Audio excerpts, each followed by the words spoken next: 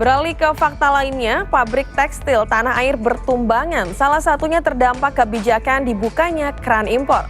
Badai PHK pun melanda dan ribuan buruh sudah menelan pil pahitnya.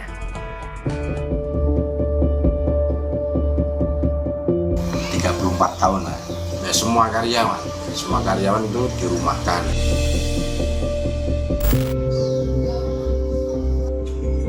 Ya, 34 tahun mencari rezeki dengan bekerja di pabrik tekstil. Seperti ini upaya kaya Roni menyambung hidup belakangan ini.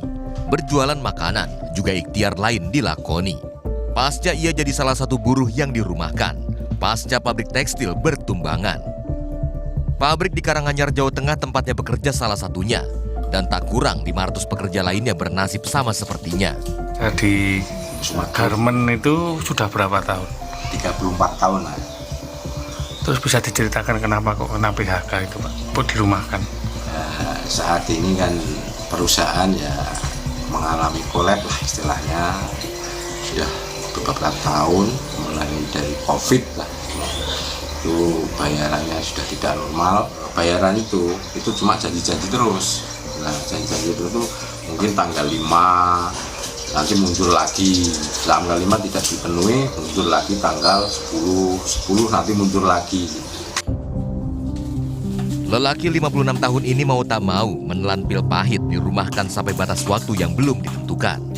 Menerima kenyataan perusahaan yang juga beralasan tak mampu bertahan. Terus setelah dirumahkan ini kesibukannya seperti apa Pak?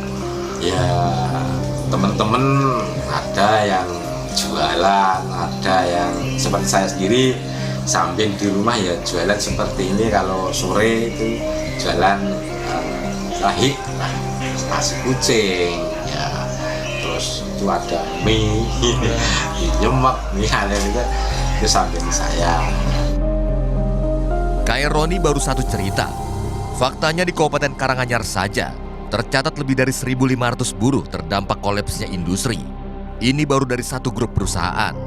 Kejelasan nasib, pesangon hingga gaji yang tertunda. Pemerintah Provinsi Jawa Tengah benarkan ada imbas termasuk pemutusan hubungan kerja pada ribuan buruh. Dampak sejumlah pabrik tekstil di Jawa Tengah tutup.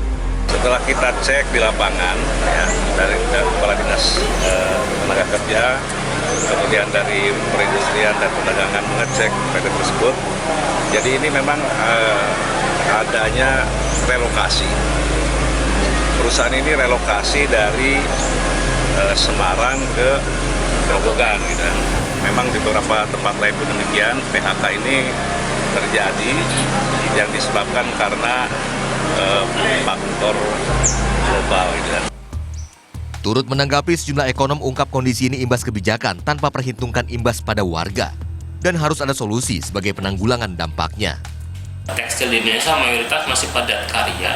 Dari sisi itu kita dengan kata lain memang untuk menciptakan skala ekonomi yang bisa menghasilkan produk yang kompetitif ini sulit tercapai sebenarnya. Kalau kita lihat aspek utamanya ya itu lebih kita lihat dari aspek penjualan, maka ada dua pendekatan yang harus kita bisa lakukan. Yang pertama, beberapa negara itu sudah menerapkan non-barrier tarif ya, non-tarif barrier atau hambatan yang di luar tarif.